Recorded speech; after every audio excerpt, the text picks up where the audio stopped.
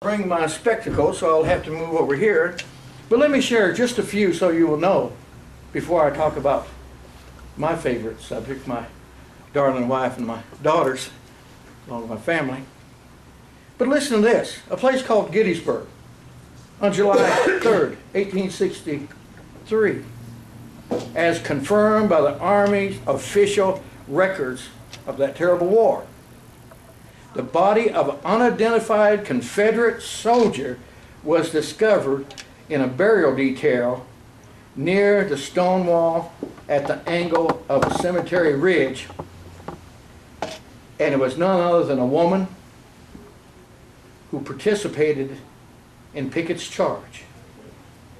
It says also in a report by a young reporter that the fact that her body was found at such an advanced spot is testimony to her bravery.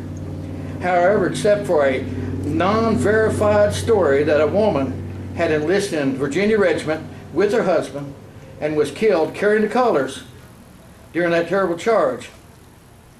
Hayes' notation, the man who did the official record, in the official records, is the extent of acknowledgement she received for giving her full measure for what she believed in. Another female casualty was found. In fact, this was at the hospital at Chester, Pennsylvania.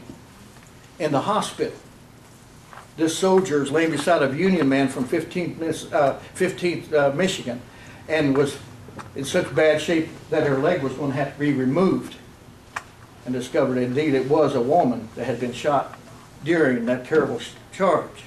And if you're a statistician, you can kind of figure out the number of women that was probably at that particular time and that particular day and all that was out there. To me, it's amazing. Here's one, Battle of Atlanta in '64.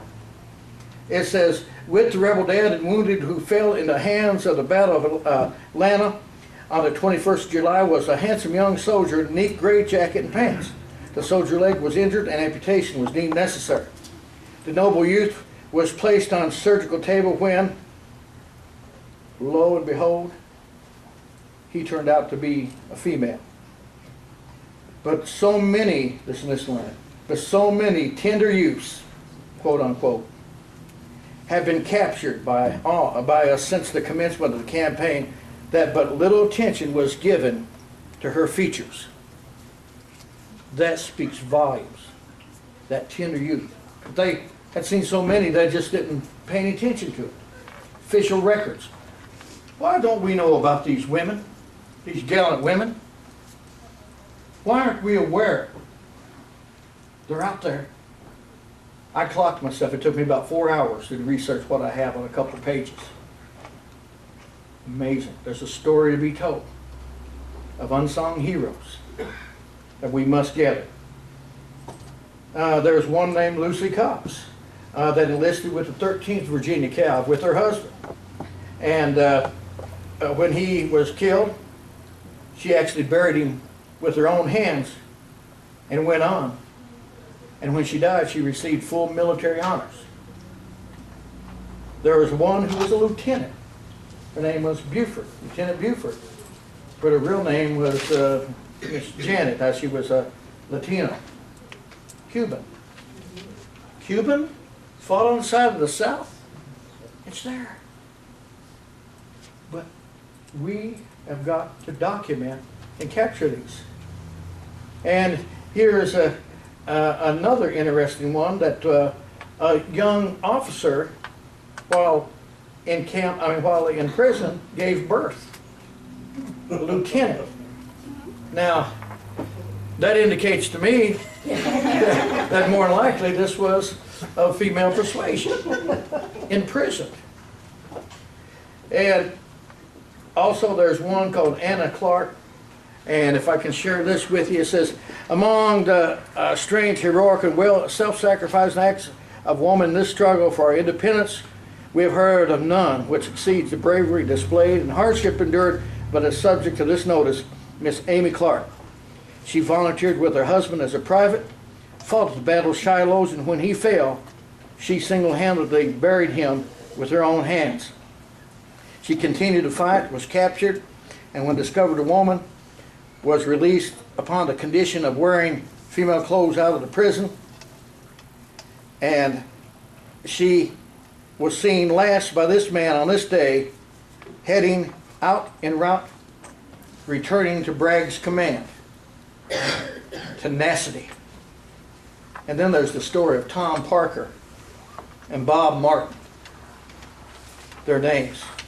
In fact, there's a situation when they joined the 36th, and there's marching with Juba Early, that Juba Early thought they was camp followers. They'd been enlisted for a while, and so he had them in prison for a couple of weeks until their friends came to him, the people who served beside him, and they said that Martin, better known as Molly, had killed 3 Yankees and was promoted to a corporal. And during the Battle of Cedar Creek in '64, I believe October the 18th, 19th, 18th, 19th, I can't remember, the captain was injured. She took over the leadership, and then when she went and reported to the lieutenant, he noted it as being a female. And then Jubal had them dismissed.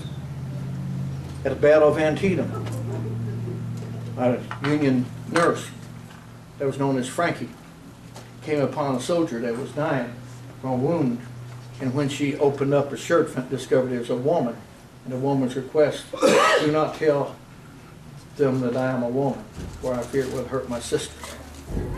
And then there's one in Georgia where the remains of a private Charles John House out of the 6th Missouri, upon being found, the remains of her indeed was a woman.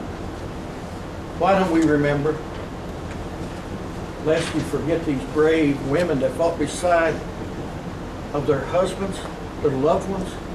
And let me tell you, there's nothing more vicious and tenacity of spirit than a woman defending her children and family. I can just see them like the great soldiers out there with their swords riding on the cavalry, and this lady coming out and them hesitating to say, well, you can mark yourself dead, because they would not. They would kill immediately.